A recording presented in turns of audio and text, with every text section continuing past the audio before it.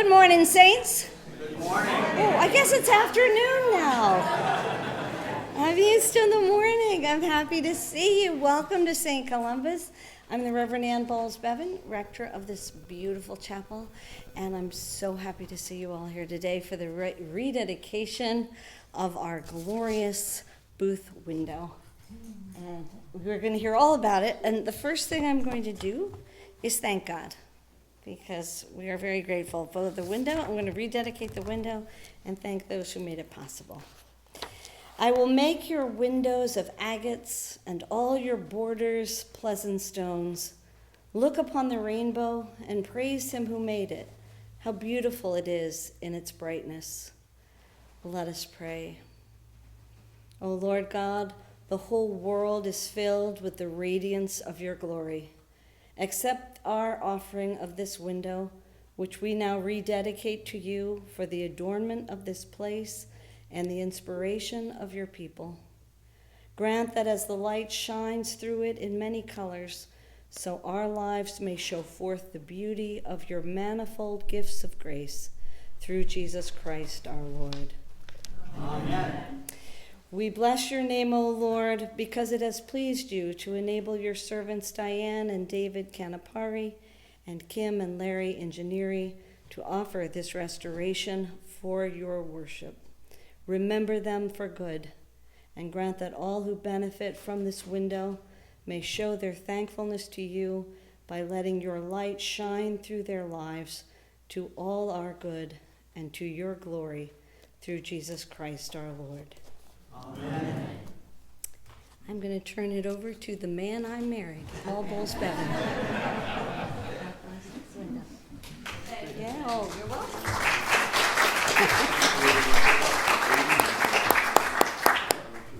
Good afternoon.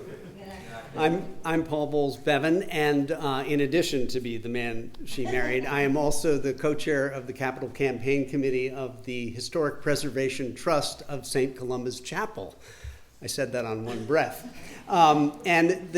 Just to give you a little context, the Historic Preservation Trust was founded by members of the parish in 2016 as an effort to recognize two coexisting realities.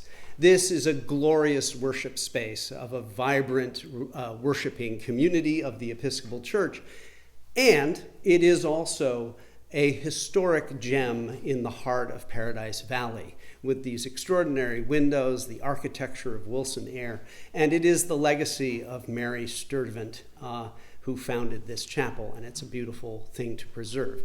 Because we have this Historic Preservation Trust, we are able to be religious within it, but also not. And that's a good thing, because we can just focus on this wonderful gift that has been bestowed upon us by the past and carry it forward into the future. Just because I can, our goal is to raise $2.5 million. And to date, we only have $250,000 left to raise.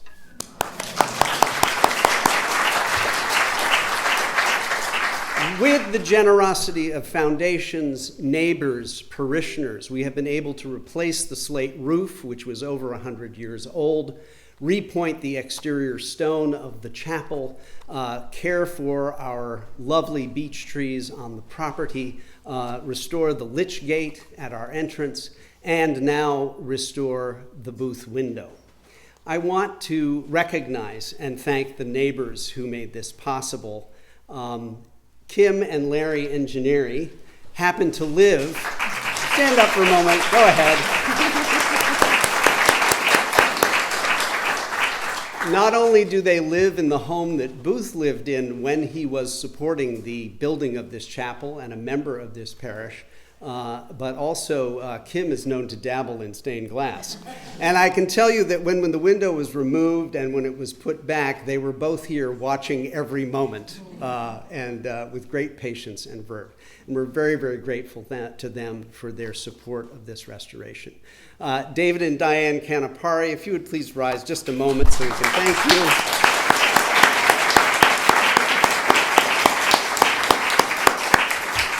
When I met them, it became clear that they are not strangers to historic preservation of beautiful art in churches. I've seen photographs of things that they have helped restore in Europe.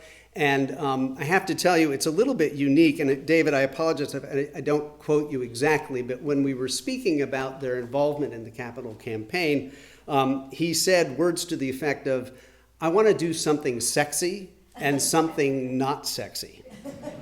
So the Booth window fit into his category of sexy.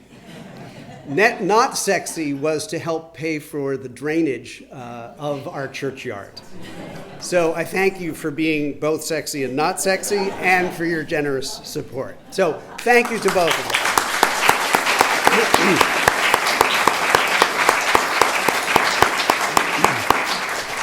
It is now my pleasure to introduce the lovely and talented Elise O'Shaughnessy, who is the board of the Historic Preservation Trust.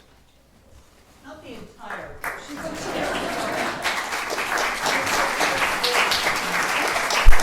The chair over there. There are other people on the board. They keep me on the straight and narrow.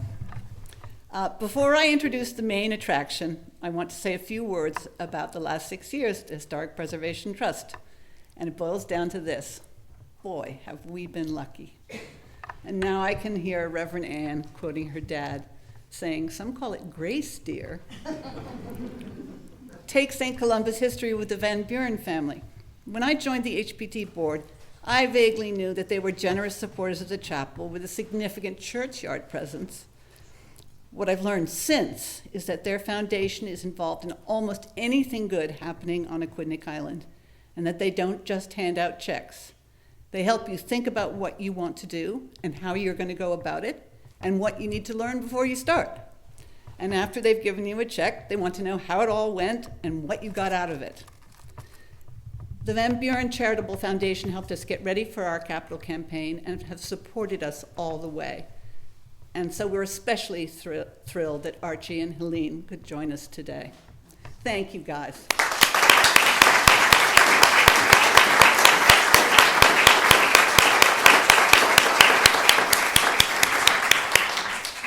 Second big stroke of luck, Sue and Dwight Ciprell, who came in early and wholeheartedly with a major leadership pledge, precious hours in capital campaign committee meetings, and the pièce de résistance, a beautiful video made by Sue, who, as most of you know, is a very talented filmmaker. Oh, and they introduced us to neighbors we hadn't met yet, including Diane and David and Kim and Larry. Thank you, surprise.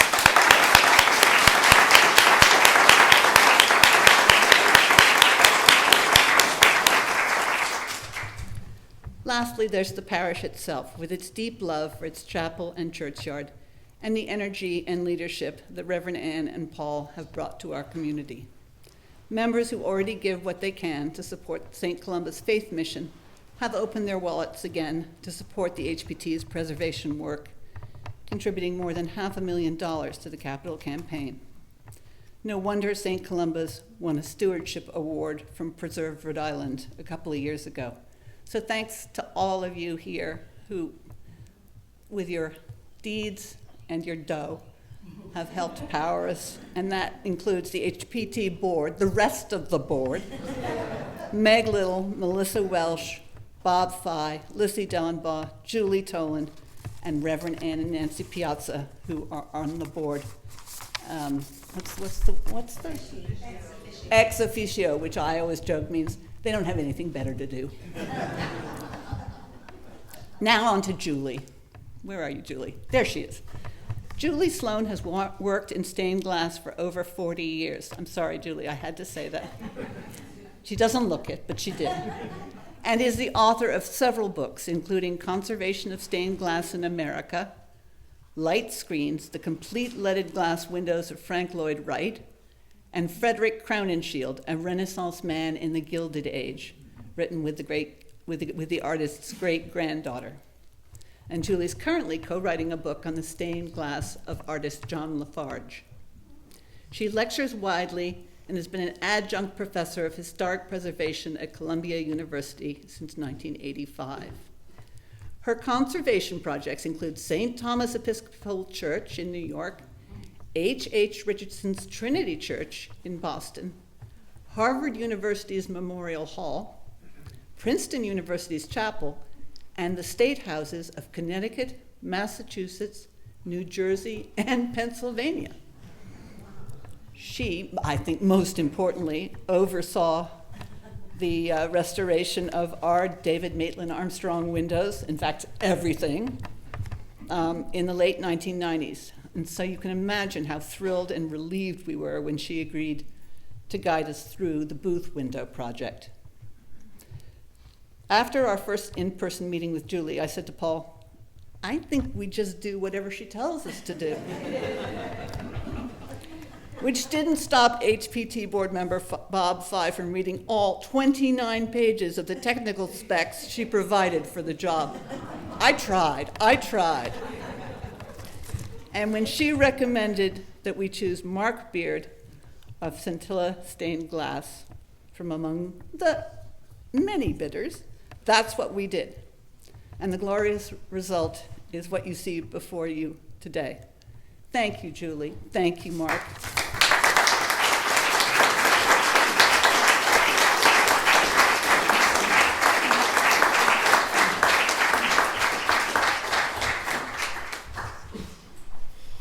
On behalf of both Mark and myself, I want to thank you all, too, for entrusting the project to us. I was thrilled to be able to come back and finish this wonderful building. I adore this church. Of all of the projects that I've worked on, it's definitely one of my favorites. So we're here today to celebrate the completion of the restoration of the Mary Devlin Booth Memorial Window, and with that, the completion of the restoration of all the windows in the chapel. I served as the church's conservation consultant in 1996 and 1997 when Daniel Mayer restored all of the windows in the nave and chancel. And you kindly brought me back to oversee the restoration of the Booth window last year. I'm proud to have worked on the window with Mark Beard of Scintilla Stained Glass in Doylestown, Pennsylvania. He'll talk to you later when I'm done about what he did to bring the window back to health. Those of you who were here 30 years ago may remember that first project. All of those windows were designed by Maitland Armstrong and fabricated by Tiffany Studios in 1887. In 1997, we took the windows apart to replace their lead cane. They'd been very badly re-leaded about 20 years earlier, and many of the pieces had been cut down so that they were no longer usable, and we had to replace about 25% of the glass in those windows. Matching glass was found or manufactured, and today the windows look pretty much like they did when they were installed in 1887. But before the Armstrong windows were designed and installed, the Booth Memorial window was put into the church in 1885, as the building was completed. This is the oldest photograph that I know of the window, and it's actually hard to tell there's a window there. But if you look closely, you can see the shield at the top, kind of, sort of, and some of the curlicues at the bottom. As you know, the prominent Shakespearean actor Edwin Booth had come to the Paradise area of Middletown in the late 1870s when he purchased some land along Indian Avenue, just out there. There was no road there until 1883, however, so his house, called Booth Den, was not begun until then. But when the house was finished, Booth became an important fixture in local society and was involved with the erection of the Berkeley Memorial, later called St. Columba's Chapel. Edwin Booth was the older brother of John Wilkes Booth, who had assassinated Abraham Lincoln in 1865 and had been killed himself trying to escape. Like Edwin, John was an actor, as was the entire Booth family. Here, at the top, a year before the assassination, John and Edwin were photographed with another brother, Junius, costumed for Shakespeare's Julius Caesar. Their father, also Junius, was also an actor. Edwin, by dint of talent and perseverance and patience, managed to maintain and even grow his fame after John's treachery. Long before he came to Aquidneck Island, Edwin had fallen deeply in love with a fellow actress, Mary Devlin, in 1858, while playing opposite her in Romeo and Juliet. She was described as the incarnation of sunshine, who, by the unconscious loveliness of her life, seemed born to give happiness and hope. The young couple married in 1860, after Mary promised to give up acting on Edward's insistence. In late 1861, Mary gave birth to their only child, who was named after her father, the child's father, to quote, to commemorate Mary's great worship of Edwin. Tragically, Mary died just over a year later of tuberculosis at the age of 23. Although Booth remarried in 1869, Mary Devlin remained the love of his life. Booth chose to be buried next to her 30 years after her death. The graves are in Mount Auburn Cemetery in Cambridge, Massachusetts. You can just make out Mary's name at the top of the white stone. Because it's marble, it's kind of melting in the air pollution. And notice that the bronze plaque on Edwin's grave is a duplicate of the one here in the church.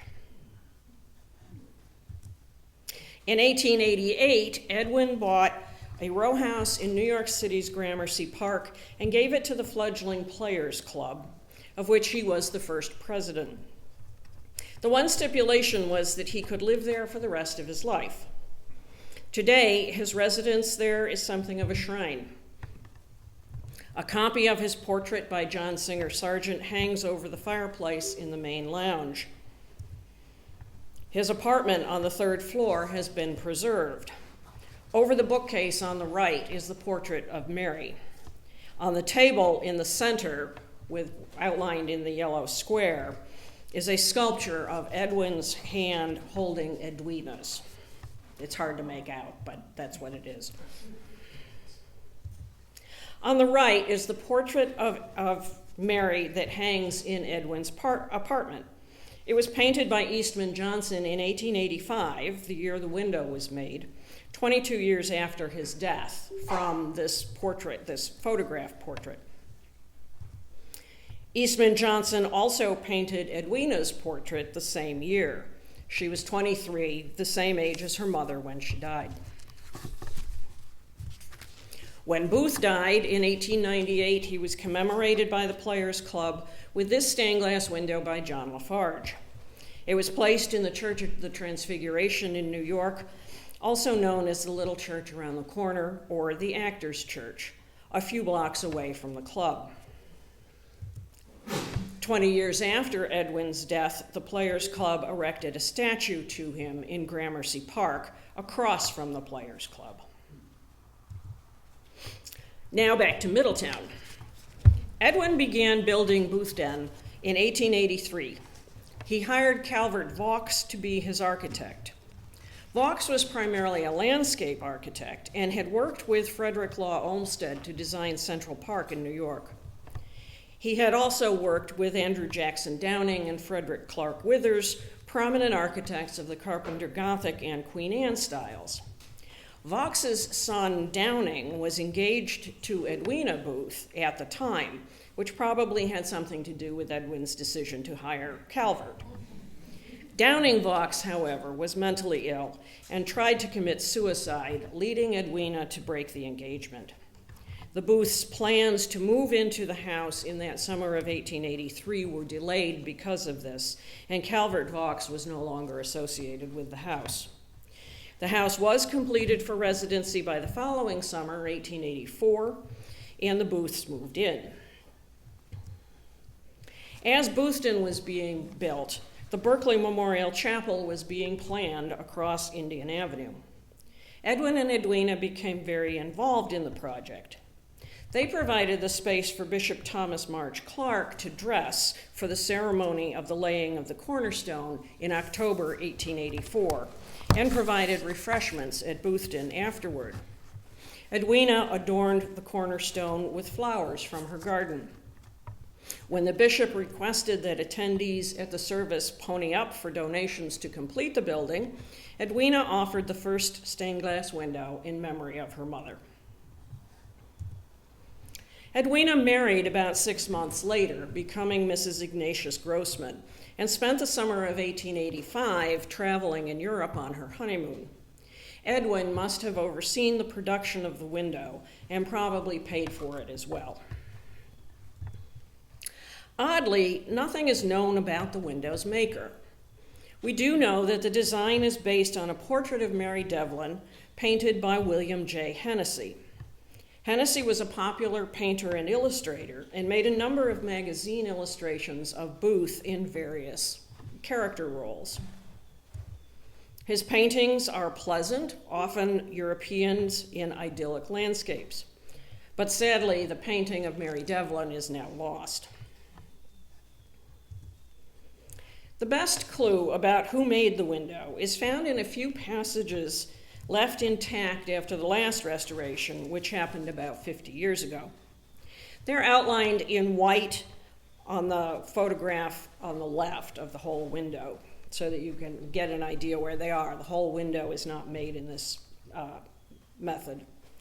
Note that the metal here between the turquoise pieces on the right, shown at the green arrow, looks flat.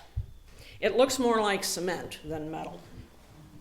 Compare this to the lead cames on either side of it, the vertical lines indicated by the red arrows. The cames are what is usually used to hold pieces of glass together in a stained glass window, and what's used in all the rest of the windows here. The cement-looking stuff is a technique that was developed and patented by one company, the Belcher Mosaic Glass Company. Henry Belcher was the nephew and cousin of stained glass makers in Newark, New Jersey, with whom he worked for a while in the 1870s and 80s. His cousin, Stephen Belcher, who employed him, provided the two largest windows in the Channing Memorial Church here in Newport, which is these. Henry was more interested in metals than glass and tinkered with ways to hold pieces of glass together that would take less time to assemble than using lead cane. His first and most famous invention was what he called the Belcher mosaic process. Here is his patent, granted in 1884. Its purpose was, quote, to reduce the cost of producing such mosaics, meaning windows, to secure a more perfect finish, to gain greater firmness or rigidity in the finished process, and to facilitate the manufacture thereof. Because patents in their drawings are often hard to understand, I dressed up the drawings a little to help explain the process. His idea was to temporarily sandwich pieces of colored glass between sheets of asbestos that were clamped together, and then pour molten metal around them. We're looking at the side view of this sandwich. The colored glass is the red and blue. Notice that the sides of the pieces of glass are not straight, where the pink arrow is pointing. There's a bulge at the center. I'm not sure whether the pieces of glass were intentionally shaped like this by chipping or grinding, or if it's just a representation of the natural edge of a cut piece, which is almost never straight. Belcher didn't mention this edge shape in his description, but it's an important feature because it provided a way for the glass to be locked into place by this molten metal. The sheets of asbestos, which are shown here in pale yellow, were used because it was fireproof, porous, and flexible. The gray stripe in this drawing between the glass and the asbestos is adhesive so that the glass didn't slide around. In order to introduce the molten metal, the sandwich was tipped up to allow access to the side opening. Then the molten metal was poured between the sheets and around the pieces of glass. The green is the molten metal being tipped out of a ladle.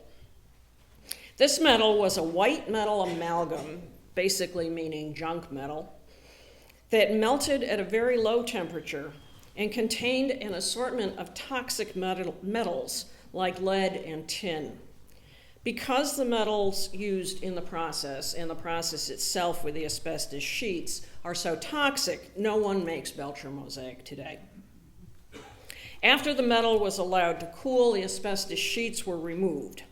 The glass was held in place by the tiniest margin of metal over the edges of the glass. The process drew the attention of Carol Coleman, who was a sales manager for Tiffany Studios. Coleman created or participated in the creation of this large bound catalog with 60 hand-colored illustrations. And my copy is fire damaged, so that's why it's dirty looking. The designs ranged from very simple to quite complex. The windows could be sizable. These are 12 or 15 feet tall. They could also be relatively small and were often used for transoms, as in the picture at the top. The panel on the bottom left is about 2 feet tall. You'll notice that many of the pieces are triangular. I have no idea why they use this shape. In the Booth window, only the shield at the very top is made of these sorts of triangular shapes. But not all Belcher windows were made of triangular pieces. On the right is a window from a house in New York where the background is rectangular pieces like the Booth window. The resulting assemblage is quite stiff, as Belcher intended, and even lent itself to use in glass lampshades, and a few of those survive. Belcher licensed several companies to produce shades using this process. Belcher windows typically develop a number of technical problems as they age. One is that pieces of glass pop out of the matrix, the metal matrix, easily because the lip of metal that holds them in place is so tiny. If they bow, the edge of the glass is exposed and the glass can fall out. Where you see a white edge here around the hummingbird, the glass is popping out of the metal. Another problem is that the white metal matrix melts at a temperature lower than the melting point of solder. This means that if you try to solder the window back together or use solder to build out the lip that holds the glass in place, the white metal melts away before the solder liquefies, leaving nothing for the solder to adhere to. This photograph shows the mess that usually results from trying to resolder Belcher mosaic. So once they start to fail, it's extremely difficult to put them back together. I assume that that's what happened to the Booth window, that it started to bow and glass started to fall out. I believe that the blue background behind the figure was made originally of Belcher mosaic. Not the rest of the window, just the background in the areas that are now Belcher mosaic. Remember that I said the window has been restored before. My guess is that the background began to fail and could not be soldered back together. Instead, the restorers removed the Belcher metal and replaced it with a very wide lead cane.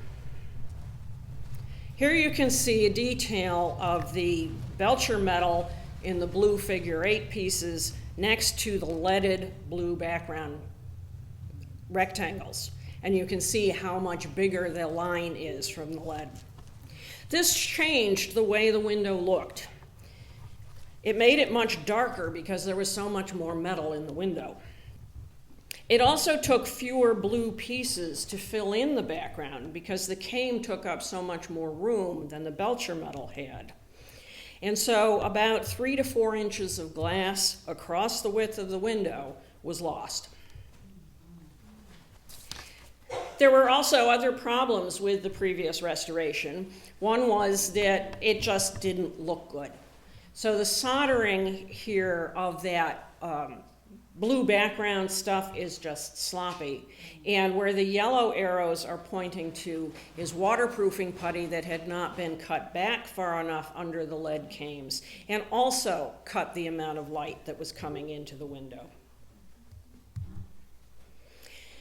They didn't fit the pieces of glass back together particularly well. And so this band of lead and solder next to the face was about 1 inch wide, again, cutting light to the window.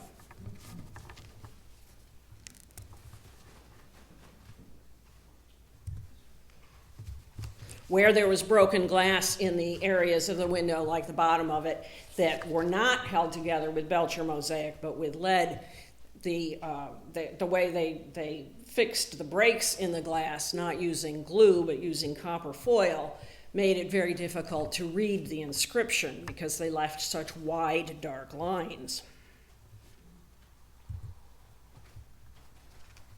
And I have no idea what happened to the curved ends of the scallops in the scallop shell niche at the top above the figure, but they were no longer rounded. So here on the left, you can compare what the condition was when we took it out to the condition after Scintilla restored it. And what I think is really interesting is how much more three-dimensional the shell looks now.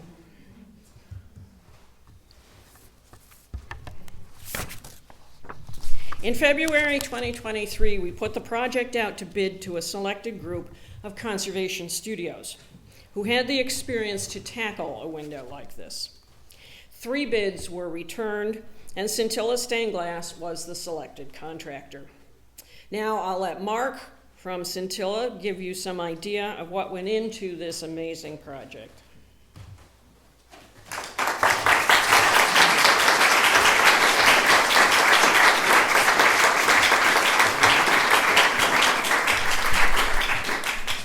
Thank you, Julie.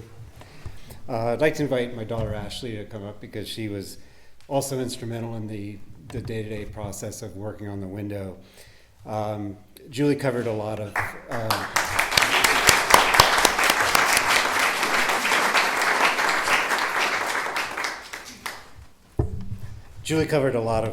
the challenges before us, and this is our 45th year of operations, and 25 of those years we spent creating new windows.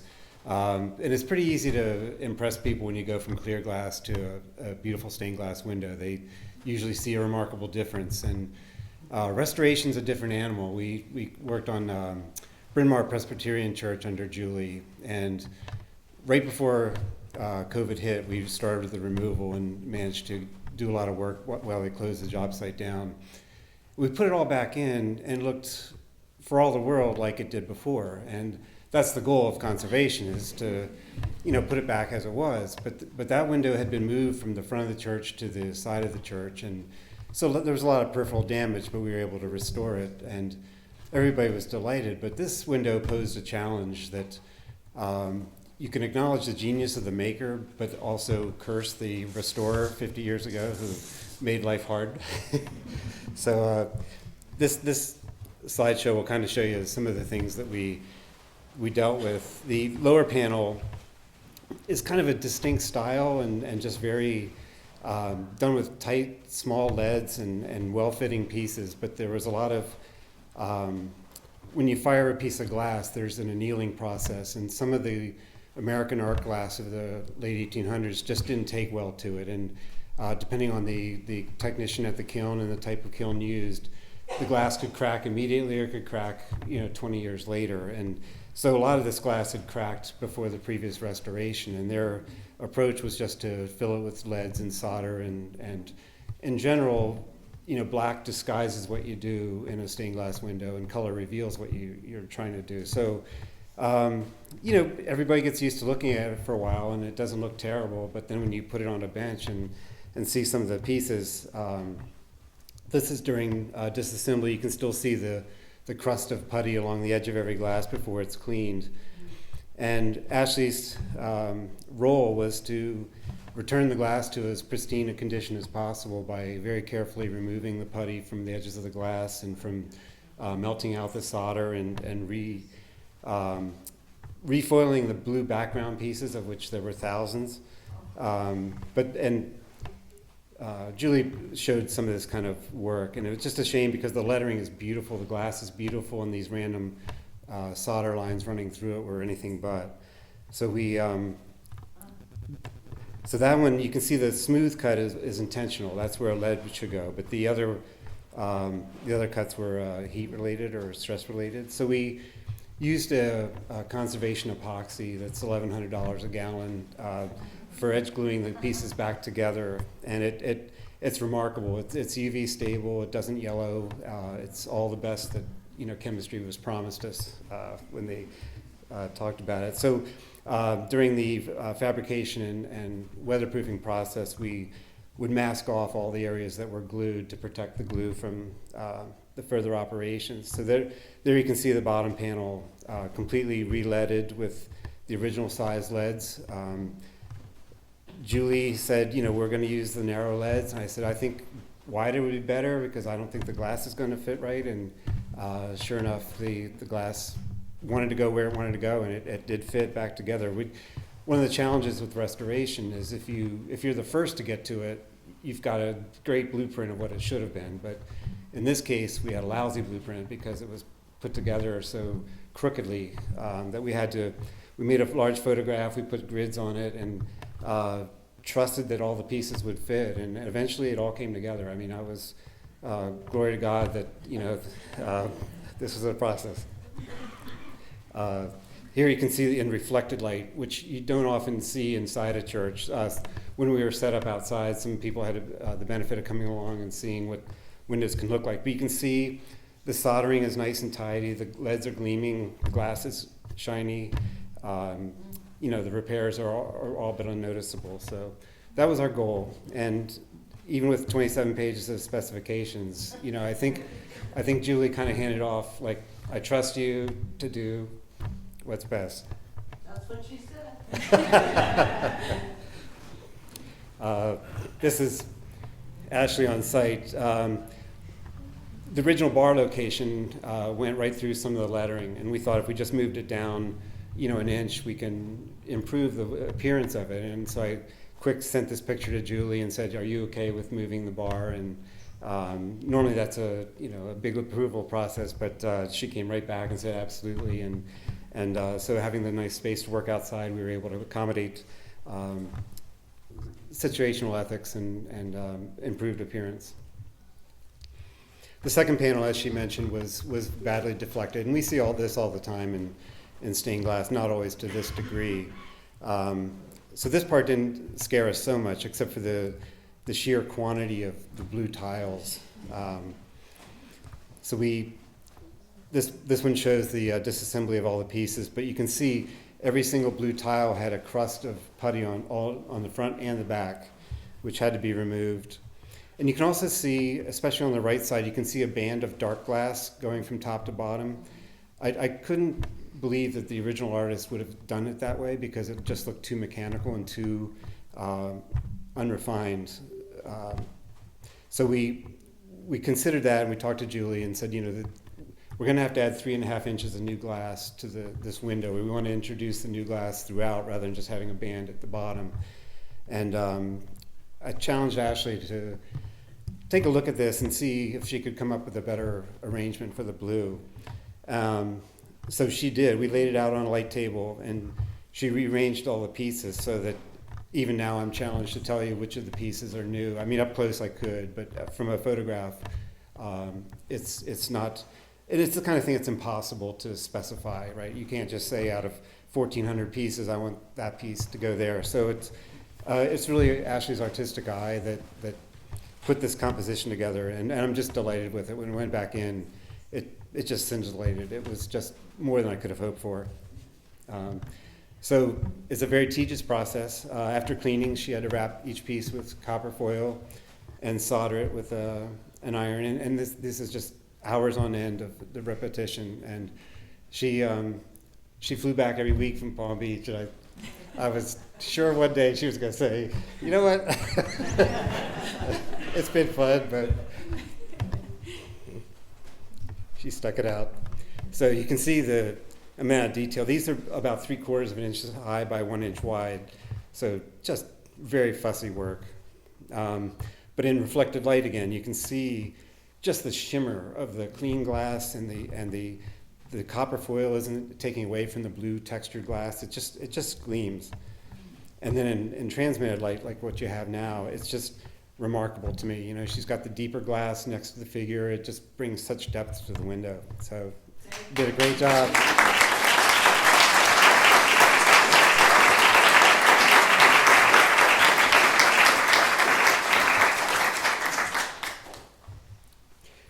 So this was, you know, in every window, this is like the money piece, the face. And as Julie said, there's much too much lead and solder around it. So I looked at her and said, you know, Mary, I'm nervous too about this because, but one of the things that Elise and we talked about in the beginning is, well, you know, she's a beautiful woman. Why is she portrayed so with such consternation? And we thought, well, we can change that with our temporary infill of the plastic and the film. And I had my daughter Alyssa, who's very good at Photoshop, give Elise 3 iterations of what Mary could look like just for a year while we work on the window, and she could not get past of any changes. And I thought, this piece, if it breaks, you know,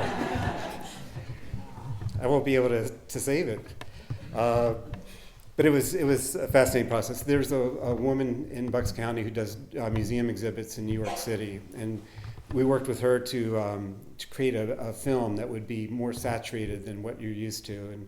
And when Julie saw it, she said, I've never seen a temporary infill look this convincing. So I think probably if you had first-timers to the church, they might have walked right past the window and not even noticed that it was out. You know, it was a pretty convincing image. So we very carefully, I mean, this, you know, it takes like days just to get from, you know, point A to this point. Very carefully, surgically cut the background away from her and preserve the head. Nothing happened. So again, glory to God for that. You can see the matrix of the blue glass tiles and where it would come into the figure, sorry. And it's just a tenacious process for Ashley to remove. Sounds like you did all the work. I did actually. I actually did do something, but it's very fussy. We kept these leads for a while until everybody's satisfied that they wouldn't be needed, and then we recycled them. Julie pointed out the scallop edges were just you know, just a mess. So this, again, we put everything back on the light table and started playing with the blue backgrounds and gluing the pieces together. One of the things that didn't happen was this panel and the top panel didn't align previously. The rays of the scallop didn't line up. And again, not having a good, we had only what they had done. So we had to spend a lot of time with tracing paper and light table and try and make everything fit again. And once we got pieces back to where they needed to go, you could realize the cuts were there. But some of the, there's some of this blue glass was, a lot of it was broken, I think, from just stress cracks. But there was one bad piece of repair that they had done 50 years ago, and I called a studio in Philadelphia who had taken a window from 1888 out, and it was the exact same glass, and he had a whole baggie of it. And I brought it back, put it in hydrochloric acid, got it all cleaned up, and so now it's a seamless piece. It's the one in top, it's like in the 11 o'clock position on your scallop, and then it's replaced, but you would never know. It's the right color, it's the right texture, it's the right year. It was just, godsend, because stained glass studios aren't organized like libraries. Like to find the right colors, a challenge. So this is the her figure going back together, showing the now instead of Belcher, the copper foiled background, and then the scallops in the top. and again, with more detail. It's it looks chaotic, but it's very methodical, the process. And here again, in reflected light, I'm not sure I can do the mouse, but around her figure, we used a thin copper band, which was soldered to the back of the window, which will provide some vertical support. The round bars in front that you see provide the wind resistance and the lateral support, but the copper fin that we put on the back will provide the vertical support to try and keep everything from flexing. And the top panel, again, just a mess with the scallops and the alignment, but the remarkable glass selection. You can see the piece now. I think if you look at it like the 1130 position, you can see that piece of turquoisey white. That was the errant piece that we replaced. And there, a little bit more detail. So again, what do you do with that?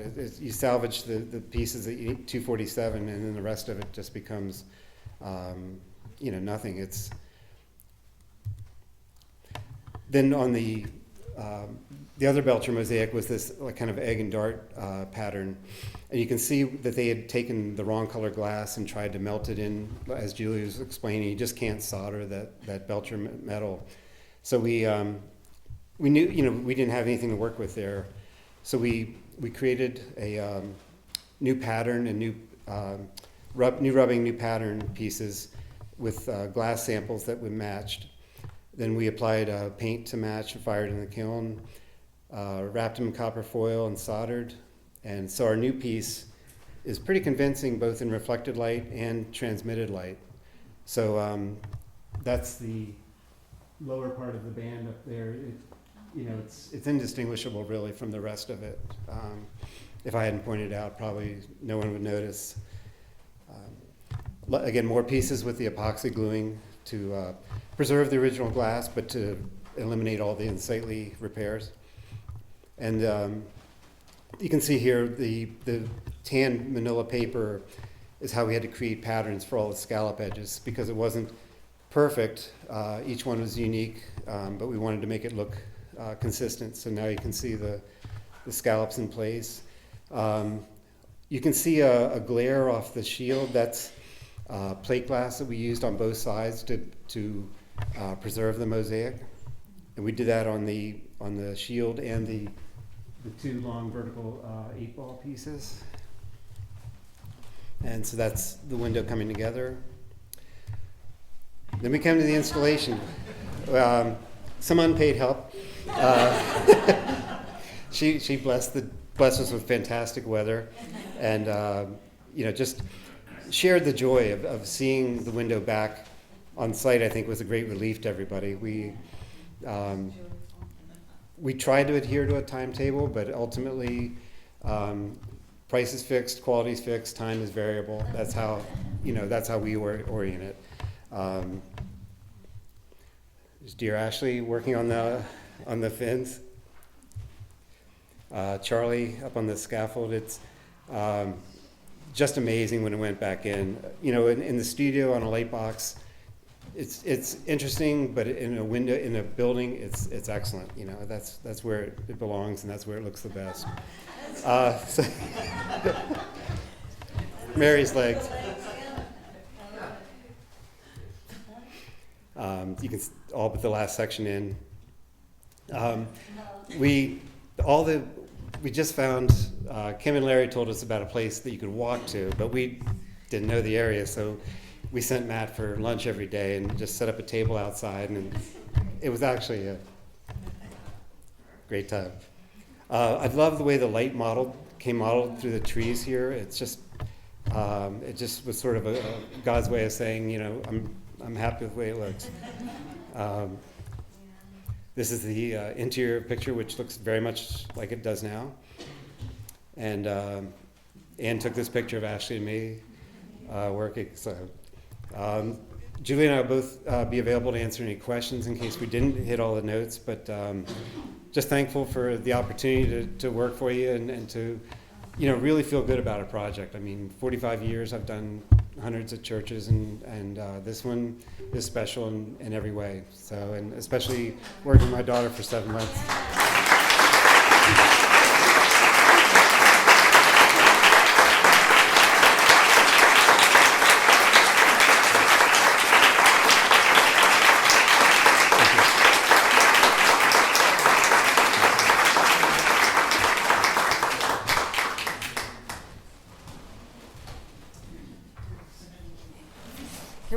between the two of us, we kind of neglected to say that the decision was made to re-lead the blue background with copper foil, which is a technique that was invented in 1885, but it's the only material that I could come up with that was sort of equally flat as the Belcher mosaic. It's the material that was used to make Tiffany lampshades. So if you've seen them, you're familiar with it. There isn't any copper foil, I don't think, in these windows. So anyway, so are there questions? I didn't realize that stained glass windows are built in panels. Is that typical? Yes. Yes. They're made in panels that are manageable size, so that people can get them in and out of the buildings. Since the Middle Ages, the medieval windows have been restored many times. Basically every 100 years the lead has to be replaced. So they needed to be, and one of the things that I have to think about as the consultant is prescribing materials and methods that can be undone, both for the preservation ethic, but also when they come back in 100 years to redo this again. So. Julie, Yeah. I don't want to put you on the spot, but you told us about the Belcher mosaic. So are you saying that the original window was manufactured by Belcher? At least part of it was, or it was manufactured by one of the studios he licensed. And I have not, in my research on the history of stained glass in America, I haven't come across any references to him licensing the manufacture of the windows, only the lampshades. So if he did not license stained glass studios, then Belcher made this window. Yeah.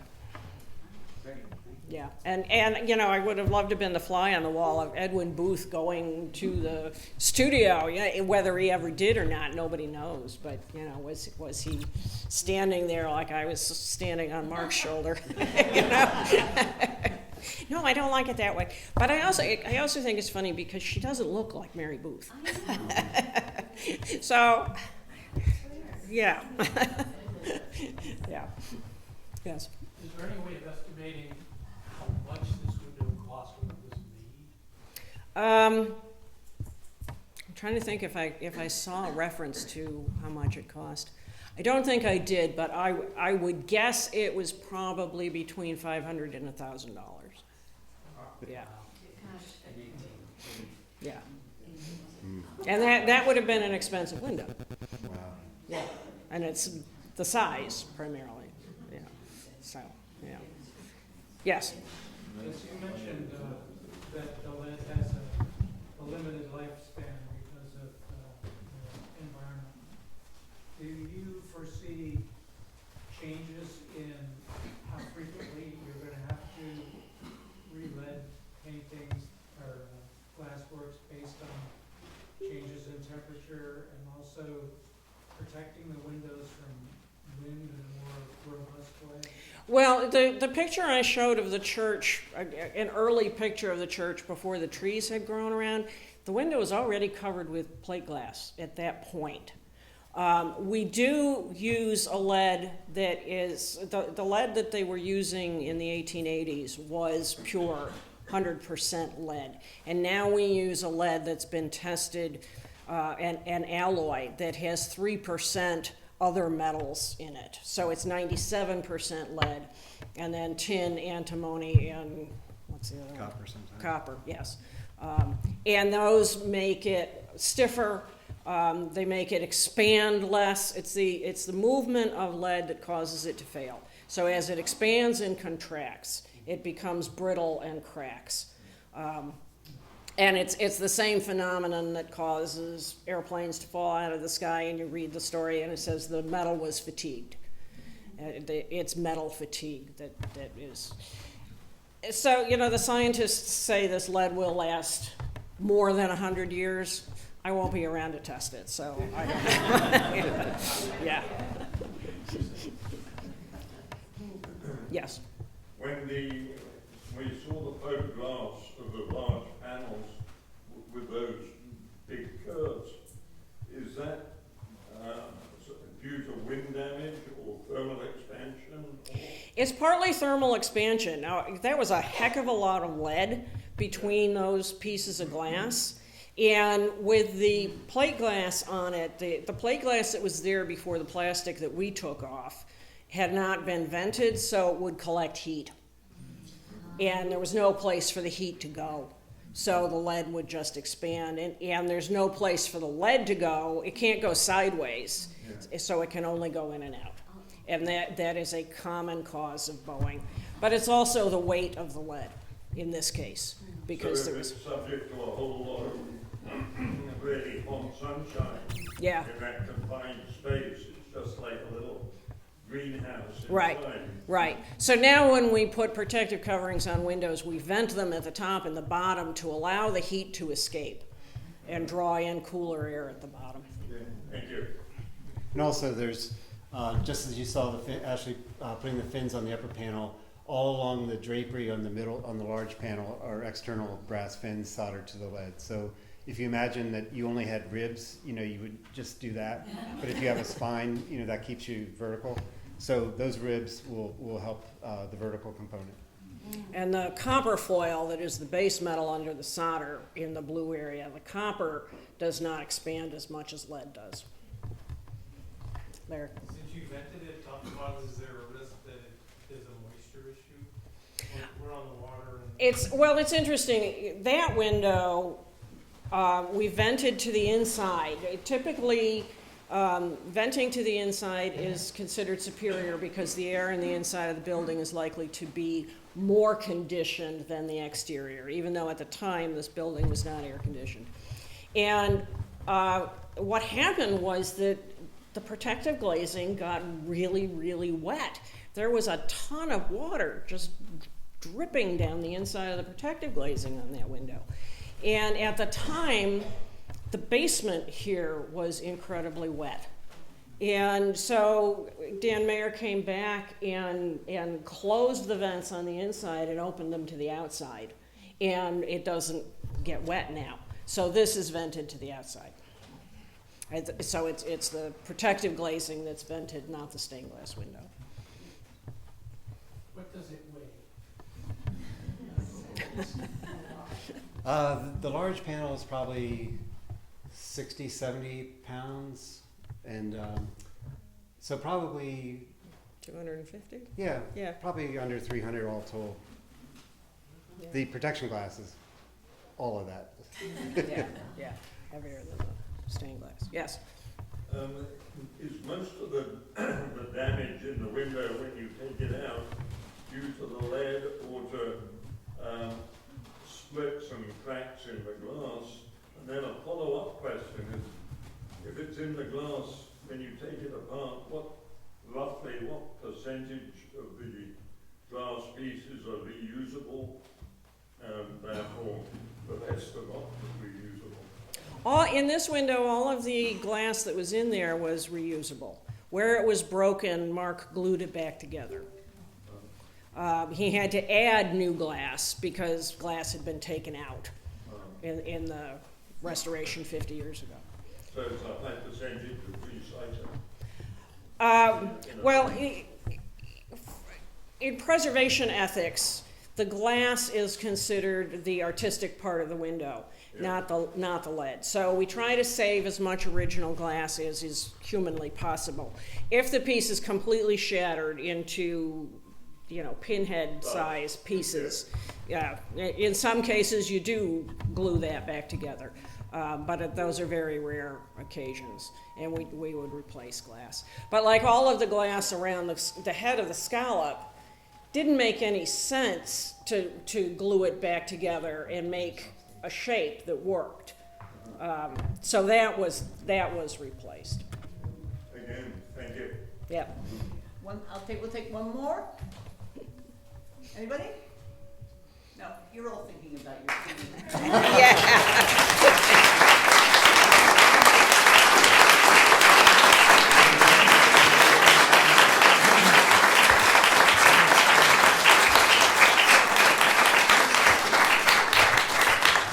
Thank you both so much. Wow. I mean, I thought I knew what had happened,